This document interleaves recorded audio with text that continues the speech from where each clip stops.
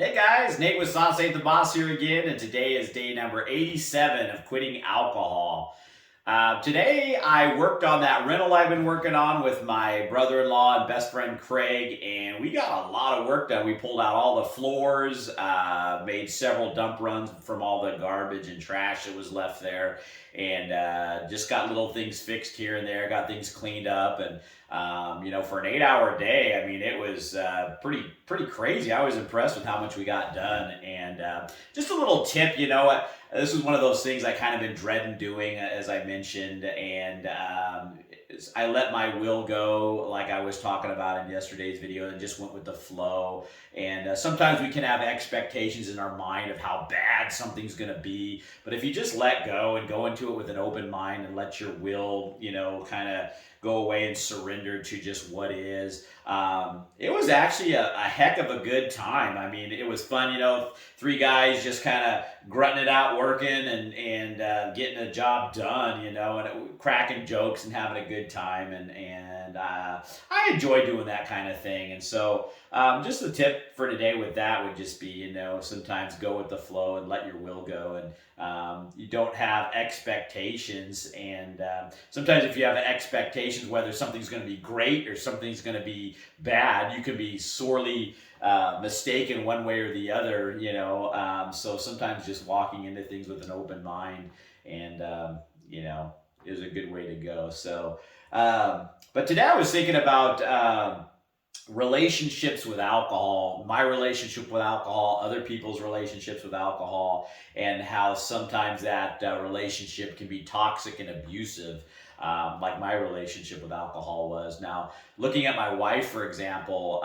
she's never been much of a drinker. In fact, the only reason she drank on occasion was because I was a drinker. She can take it or leave it. I don't think I've ever really seen her knock out, drag out drunk. I mean, she's been maybe buzzed a few times, and she even tells me when she gets into that place, she just doesn't like the way it makes her feel, and it's not for her, And so she would drink some red wine maybe on occasion when I was drinking, but take it or leave it. And she hasn't drank a drop, since I quit, because she doesn't really care or miss it or anything, And so that's one person's, relationship with alcohol. Mine, on the other hand, it seemed like it was a good relationship when it started, and I was really into it. And then next thing you know, you start realizing it's kind of a take relationship where it keeps taking and taking and taking and not giving much back after the years have gone on. And then one day you wake up and it's an abusive relationship and it's toxic, and you go, gosh, this is ruining my life, and you have to get away from it, and so, look at what's your relationship with alcohol. Is it the beginning stage where you think it's something great, and then one day, you're going to wake up and go, this relationship's out of control and it's something I don't want in my life anymore. And looking at both relationships, whether you're kind of a take it or leave it person, or you kind of like it once in a while, or you're hooked on it like I was, it's one of those deals. Is it ever really a good relationship? If you can take it or leave it, why take a poison if you don't really need to? If it's like me, where it was causing you nothing but problems in the end, walk away from it. And if you're one of those people in the middle, maybe you're going to have a problem one day and wake up like I thought at one point I was in control of my alcohol, and that it was something I could do when I wanted to and take it or leave it. And then one day I woke up and, like I said before, you never pinpoint the day that that's going to happen on, but one day you wake up and you tell yourself you're not going to drink, and you're drinking at the end of the day anyway. And then it happens the next day and the next day, and before you know it,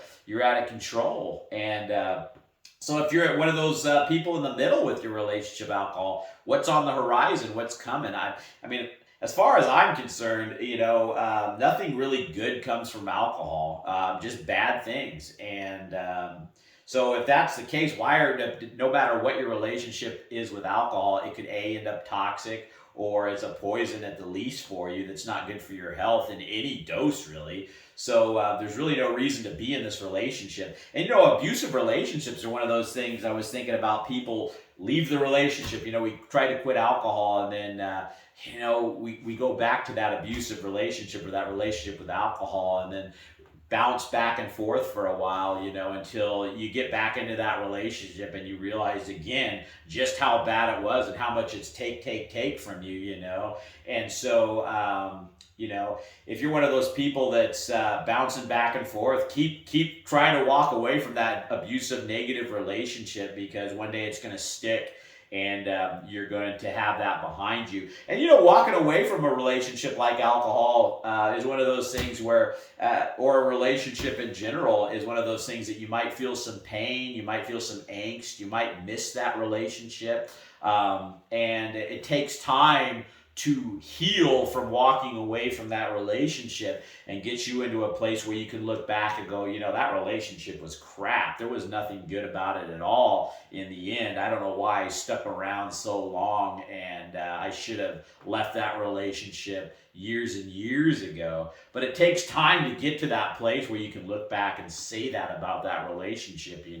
So just know that when you quit alcohol, you're walking away from a relationship or whatever, you got to give yourself distance from it and time from it, so that you can get to a place where you can truly realize and start to experience all the good that starts to happen in your life. And you'll soon realize that it was nothing but toxic and negative, and you're so glad now to be away from that relationship. So I guess the point of today's video, it's not going to be a long one, but just look at your relationship with alcohol. What's on the horizon if you continue doing it? And if it's gotten toxic and abusive like my relationship with it was, it's time to walk away. And that can be difficult and hard. And if you need some help, go back and look at some of my earlier videos. I've got a lot of tips I've talked about and different views on alcohol. And I've been doing these videos every day from day 1 to day 87 now. I'm going to be doing them for a year. And hopefully some of you guys will be able to get some pointers. And I'm just a real person that struggled with alcohol for 2 decades. So if you get something out of these,